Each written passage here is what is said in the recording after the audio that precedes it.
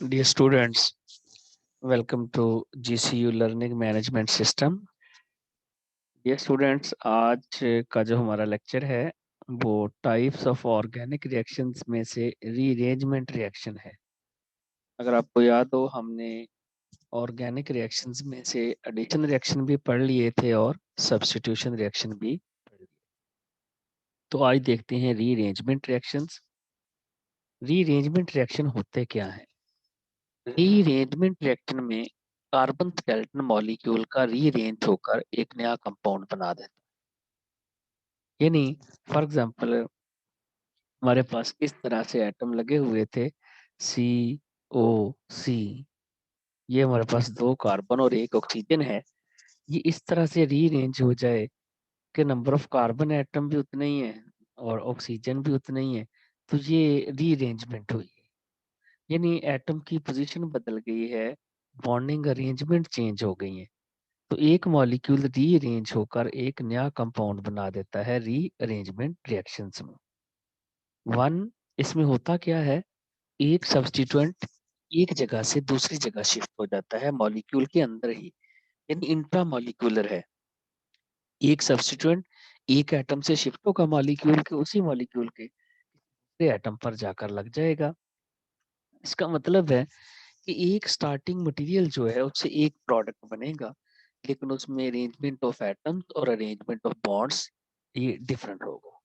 जैसा कि देखें, ये हमारे पास एक अल्कीन है, तो इस अल्कीन में टोटल कार्बन हमारे पास 6 है। अगर आप देखें 1 2 3 4 5 6, लॉन्ग चेन देखें तो ये हमारे पास 1 2 3 और 4, ये हमारे पास बन जाएगा 3 डाई मिथाइल 1 ब्यूटीन। इसमें 12 हाइड्रोजन है। ये रीअरेंज होता है तो देखें ये 2 ब्यूटीन बना देता है, 1 2 3 4, दिस इज 2 ब्यूटीन। और ये 2 3 डाई मिथाइल, पहले क्या था 3 डाई मिथाइल था, अब 2 3 डाई मिथाइल ब्यूटीन बना देगा। यानी इसमें 3 डाई मिथाइल है जबकि इसमें 2 3 है। कैसे बनेगा 2 3 डाई मिथाइल? इसका ये वाला जो मिथाइल ग्रुप है ये अपने दोनों इलेक्ट्रॉन समेत साथ वाले कार्बन पे शिफ्ट हो जाएगा 2 पे, ये बन गया 2 3 डाई मिथाइल। जो ग्रुप शिफ्ट होता है वो साथ वाले एटम पे शिफ्ट होता है, यानी मिथाइल हो, हाइड्रोजन हो, फिनाइल हो, उसने एक से दूसरे बिल्कुल एडजेसेंट कार्बन पे जाना होता है, 1 2 अरेंजमेंट होती है। तो ये 1 2 अरेंजमेंट से यहाँ पर पहुंच गया मिथाइल और ये डबल बॉन्ड इधर आ जाएगा, तो ये बन जाएगा 2 ब्यूटीन। और यहाँ पर इस कार्बन पे भी 2 मिथाइल, इस पे ये वाला मिथाइल भी, और ये भी एसिड कैटलिस्ट की मौजूदगी में मिथाइल ग्रुप में बदल जाएगा। तो ये बन जाएगा 2 3 डाई मिथाइल 2 ब्यूटीन। अब यहाँ पर जो एक ये कंपाउंड है रीअरेंज हुआ है, यहाँ पर ये कंपाउंड बना है, तो इसमें 6 कार्बन है 12 हाइड्रोजन है। इसका मतलब है दोनों में नंबर ऑफ एटम सेम रहे हैं, तो ये दोनों को हम एक दूसरे का स्ट्रक्चरल आइसोमर भी कह सकते हैं। यानी इसमें रीअरेंजमेंट इस तरह से हुई है कि एक जो नया कंपाउंड बने हैं वो पहले वाले कंपाउंड का स्ट्रक्चरल आइसोमर ही है, और जो ग्रुप शिफ्ट हुआ है मॉलिक्यूल के अंदर ही है, एक एटम से दूसरे पे चले गया है, तो इसका मतलब है ये इंट्रा मॉलिक्यूलर रीअरेंजमेंट है। तो ये जो रीअरेंजमेंट होगी वो इंट्रा मॉलिक्यूलर होगी, और ये जाएगा जो ग्रुप शिफ्ट होगा वो एडजेसेंट कार्बन पे साथ वाले कार्बन पे शिफ्ट होगा। 3 तरह की रीअरेंजमेंट होती है, न्यूक्लियोफिलिक, इलेक्ट्रोफिलिक और फ्री रेडिकल। न्यूक्लियोफिलिक में क्या होता है कि जो ग्रुप माइग्रेट कर रहा है वो इलेक्ट्रॉन का पेयर साथ लेकर जाएगा, यानी वो न्यूक्लियोफाइल की शक्ल में एक जगह से दूसरी जगह शिफ्ट होगा। इलेक्ट्रोफिलिक में इलेक्ट्रोफाइल एक जगह से दूसरी जगह शिफ्ट होगा, और फ्री रेडिकल में free radical unpaired electron species होती हैं, ये शिफ्ट होगा। तो ये 3 तरह की, जैसे electrophilic substitution, nucleophilic substitution reaction हमने पढ़े थे, फ्री रेडिकल, इसी तरह ये भी वैसे ही ग्रुप शिफ्ट हो जाएंगे। अब इसकी जो हमने एग्जांपल पढ़नी है यहाँ पर वो है बहुत मशहूर रीअरेंजमेंट है, पिनाकोल पिनाकोलोन रीअरेंजमेंट। पिनाकोल है ये एक्चुअली 1 2 डायोल है, तो हम 1 2 डायोल को कार्बोनिल कंपाउंड में बदल लेते हैं। 1 2 डायोल 1,2 डायोल का मतलब है साथ साथ वाले कार्बन पे OH लगे होने चाहिए और ये कार्बोनिल कंपाउंड में चेंज हो जाएगा। 1,2 अरेंजमेंट है। 1,2 का मतलब है एक एटम से साथ वाले कार्बन एटम पे शिफ्टिंग होनी है और कंडीशन कौन सी यूज करनी है, हमने एसिडिक कंडीशन यूज करनी है। देखिए यहाँ पर एग्जांपल देखें, ये हमारे पास ये यहाँ पर मैथल ग्रुप है। ये देखिए ये हमारे पास पिनाकोल है जिसकी वजह से इसका नाम पड़ा है पिनाकोल से पिनाकोलोन बना। पिनाकोल नाम से पता चल जाता है कि ये अल्कोहल है और पिनाकोलोन कीटोन है। तो इससे इसको कहते हैं पिनाकोल पिनाकोलोन रीअरेंजमेंट। जरूरी नहीं है कि ये जो हमारे पास प्रोडक्ट बनेगा वो कीटोन ही हो। प्रोडक्ट जो बनेगा वो यहाँ पर एल्डिहाइड भी बन सकता है, कोई कार्बोनिल कंपाउंड बन सकता है। क्योंकि जैसे ये वाली एग्जांपल थी, पार्टिकुलर जिसकी वजह से इसका नाम स्टार्ट हुआ है वो पिनाकोल से कीटोन ही बना था। तो यहाँ पर क्या हुआ, ये देखिए ये 1,2 डायोल है। 1,2 डायोल का मतलब है साथ साथ वाले कार्बन पे। आपने ये नहीं कंफ्यूज होना कि ये तो 2 3 पे लगे हुए हैं, 1 2 3 4 है तो साथ साथ वाले कार्बन पे है ना। तो 1 2 हमने यहाँ पर यूज किया कि एडजेसेंट कार्बन है साथ साथ वाले। यहाँ पर क्या होगा, ये एसिड एक OH को प्रोटोनेट करके यहाँ से वाटर की शक्ल में निकाल देगा, एक OH निकल गया और यहाँ बन गया कार्बोकेटाइन। इस कार्बोकेटाइन पर ये जो मेथल ग्रुप है ये शिफ्ट हो जाएगा, यानी एक कार्बन पर 3 मिथाइल हो जाएंगे। पहले 2 थे, एक और 2 थे, एक OH था, OH निकला, उसकी जगह मिथाइल आया, एक कार्बन पे 3 मिथाइल हो गए। अब जो दूसरा कार्बन बचा ये वाला, इसके पास एक ही मिथाइल रह गया और COH बच गए। क्योंकि सल्फ्यूरिक एसिड कैटलिस्ट था, H यहाँ से निकल जाएगा और ये डबल बॉन्ड O बन जाएगा, यहाँ पर कीटोन बन जाएगा। तो ये है पिनाकोल पिनाकोलोन रीअरेंजमेंट। इसको मजीद समझ लेते हैं मैकेनिज्म से कि ये हुआ कैसे है रिएक्शन। इन सबसे पहले स्टेप में तो एसिड कैटलिस्ट का काम होता है प्रोटोनेशन करवाना। ये एसिड कैटलिस्ट यहाँ पर इसकी प्रोटोनेशन करवा देगा, क्योंकि ऑक्सीजन के पास लोन पेयर मौजूद है। ये 1,2 डायोल, ये 1,2 डायोल है, ऑक्सीजन के पास लोन पेयर मौजूद है। ये ऑक्सीजन क्या करेगा, अपना एक लोन पेयर हाइड्रोजन को दे देगा और कोऑर्डिनेट कवलेंट बॉन्ड बन के यहाँ वाटर बन जाएगा OH2। तो ये यहाँ पर बन गया वाटर। पहले ही स्टेप में प्रोटोनेशन हुई है OH ग्रुप पर, वो OH2 में चेंज हो गया है। यहाँ पर ये जो पॉजिटिव चार्ज आना है ये ऑक्सीजन पर आना है, क्योंकि ऑक्सीजन ने इलेक्ट्रॉन का पेयर डोनेट किया है।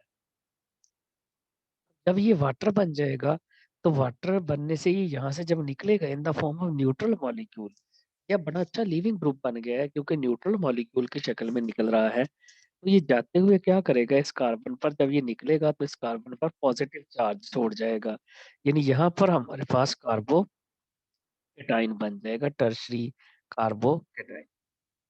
ये वाला कार्बोकेटाइन बन गया।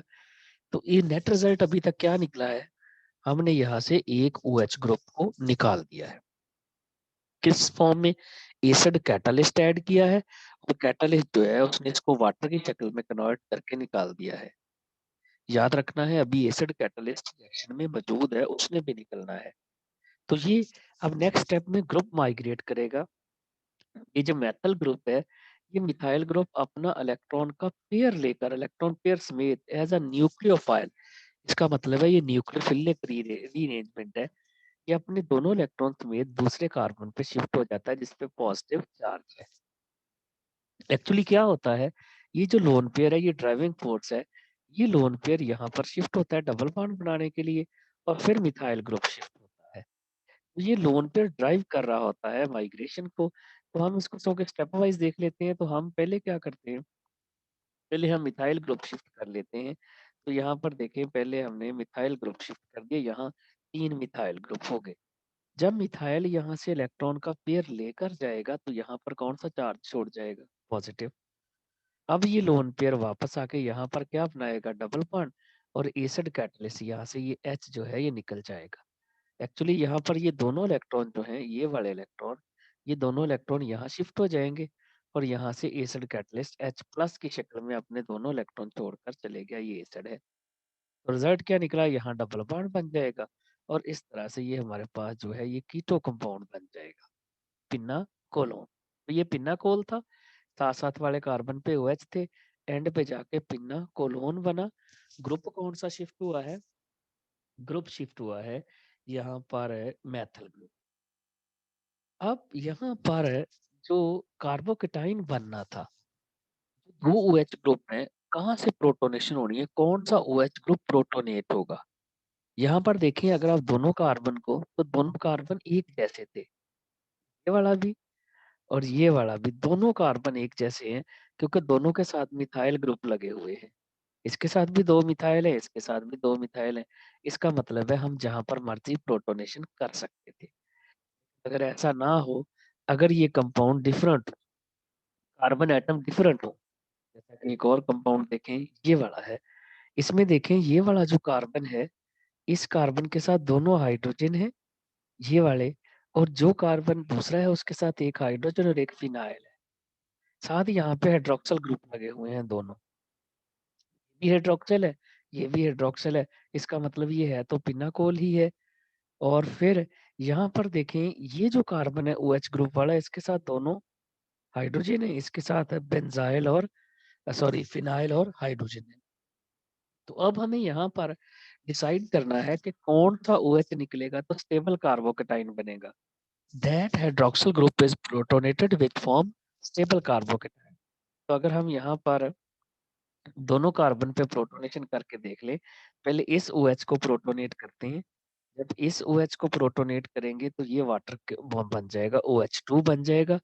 और अगर इस वाले को प्रोटोनेट करेंगे तो ये OH2 बन जाएगा। अब इस वाटर को यहाँ से निकालें, जब वाटर निकलेगा तो इस कार्बन पे पॉजिटिव चार्ज आ जाएगा और ये कौन सा कार्बोकेटाइन बन गया? सेकेंडरी। क्यों? दो कार्बन से अटैच है, इधर भी और इधर भी। इसमें हम अगर वाटर निकालें तो ये वाला कार्बोकेटाइन बनेगा, ये वाला प्राइमरी है। तो दोनों में से ये वाला कार्बोकेटाइन स्टेबल है। इसका मतलब है प्राइमरी वाला नहीं बनेगा।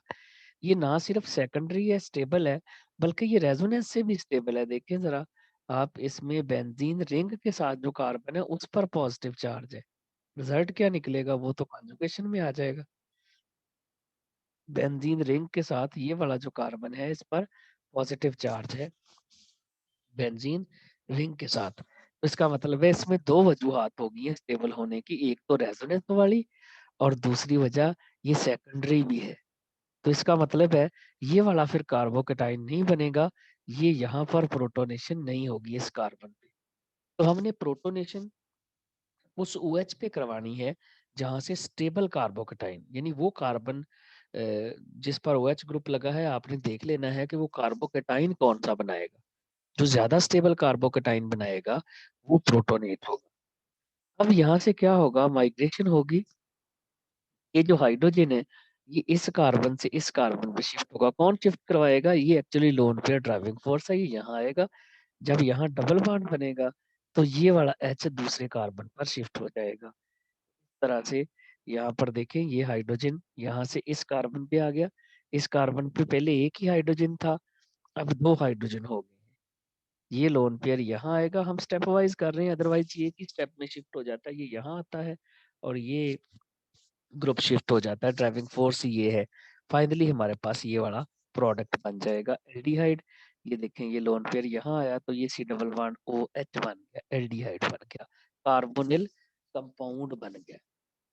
तो इसमें कार्बोकेटाइन वो वाला बनना है जो कार्बोकेटाइन जो है जो ज्यादा स्टेबल होगा। ज्यादा स्टेबल कौन सा होगा? वो उस पे आपने देख लेना है, उस कार्बन के साथ कार्बन ज्यादा लगे होने चाहिए। कार्बन से भी ज्यादा इंपॉर्टेंट है कि अगर फिनाइल ग्रुप लगे हुए हैं, क्योंकि वो रेजोनेंस स्टेबलाइजेशन भी देते हैं, तो इसका मतलब है फिर उसके ज्यादा चांस होंगे प्रोटोनेट होने के, क्योंकि वो रेजोनेंसली स्टेबलाइज्ड भी हो जाए। अब हम देख लेते हैं ग्रुप का माइग्रेटरी एप्टीट्यूड। ये जो ग्रुप है वो कैसे माइग्रेट करेंगे? तो इनका वो ग्रुप इजीली माइग्रेट करता है जो इलेक्ट्रॉन इजीली डोनेट कर सकता है। तो इसमें सबसे जो ज्यादा हाइड्राइड है, प्रेफरेंस हाइड्राइड शिफ्ट करते हैं, फिर फिनाइल है, फिर टर्शरी अल्काइल ग्रुप है, उसके बाद सेकेंडरी अल्काइल ग्रुप है, फिर प्राइमरी और फिर मेथल ग्रुप है। ये प्रायोरिटी ऑर्डर है इनके शिफ्ट होने का। देखें हाइड्रोजन जब शिफ्ट होगा तो इस पर नेगेटिव चार्ज आ जाएगा हाइड्राइड, और हाइड्राइड का नेगेटिव चार्ज चूंकि इसका साइज बहुत छोटा है, ये अनस्टेबल होगा, ये फौरन अपने इलेक्ट्रॉन डोनेट कर सकता है। तो जो जितना इलेक्ट्रॉन इजीली डोनेट कर सकता है वो उतना ही जल्दी माइग्रेट करेगा। इसी तरह अगर आप फिनाइल में देखें, जब फिनाइल अपने इलेक्ट्रॉन समेत जाता है एक कार्बन से दूसरे कार्बन पे माइग्रेट करता है, ये देखें ये बेंजीन है, ये अब इस पर नेगेटिव चार्ज आ गया, फिनाइल ग्रुप नेगेटिव चार्ज के साथ, क्योंकि सारे ग्रुप माइग्रेट करने हैं विद इलेक्ट्रॉन पेयर।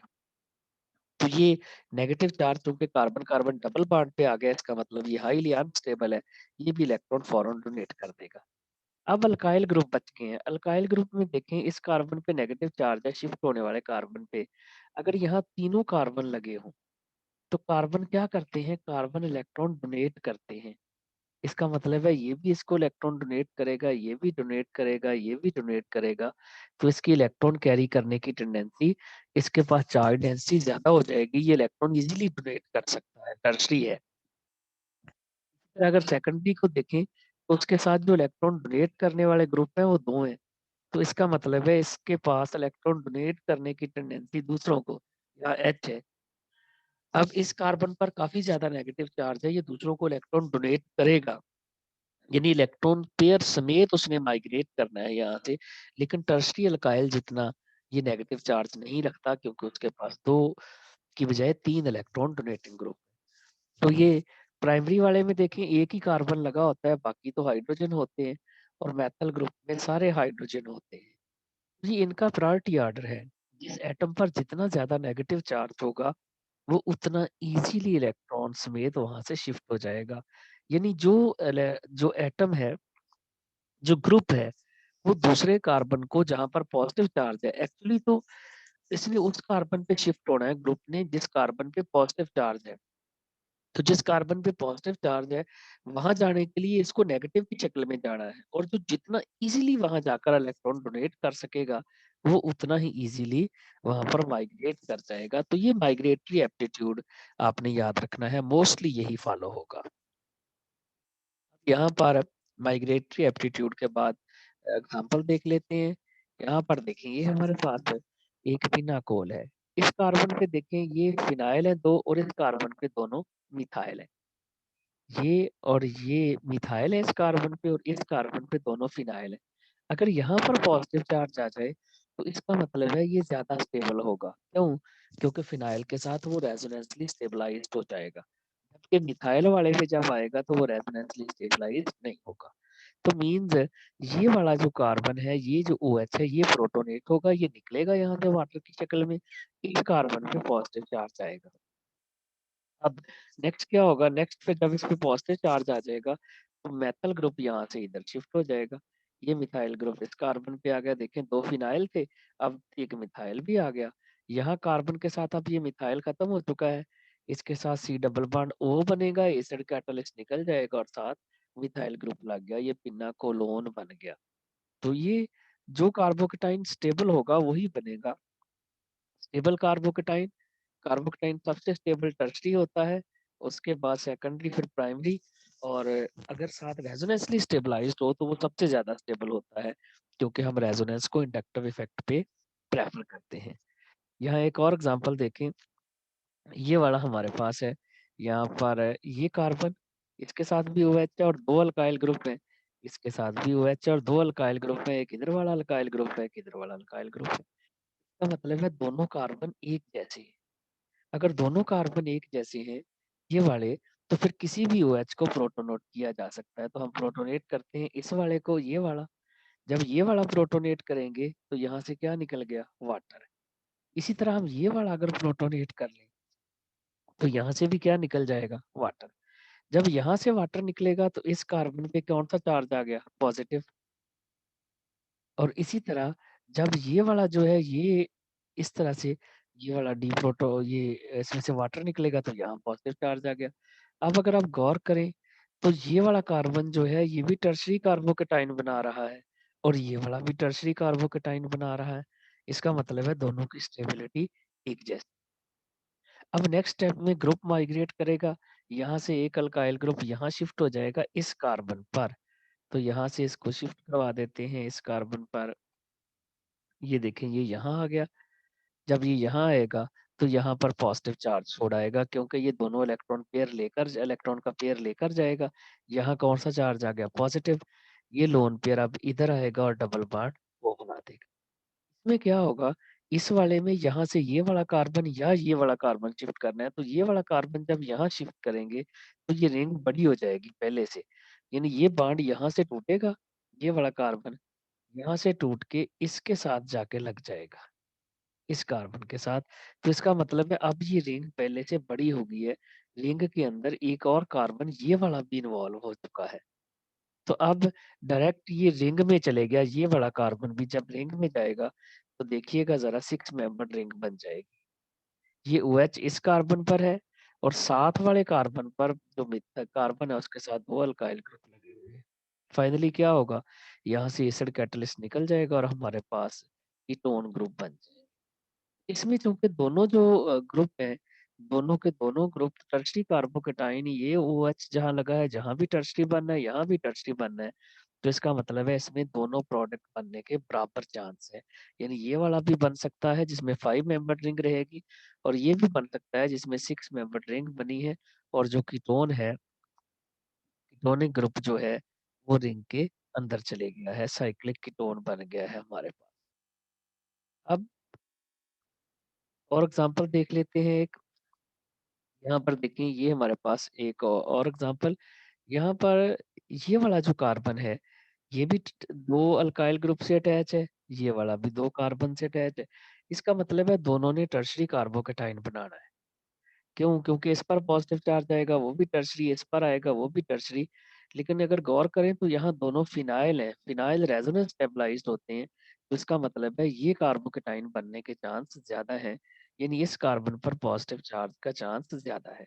हम देख लेते हैं, हम यहाँ पर प्रोटोनेशन करवाते हैं, ये बन गया वाटर।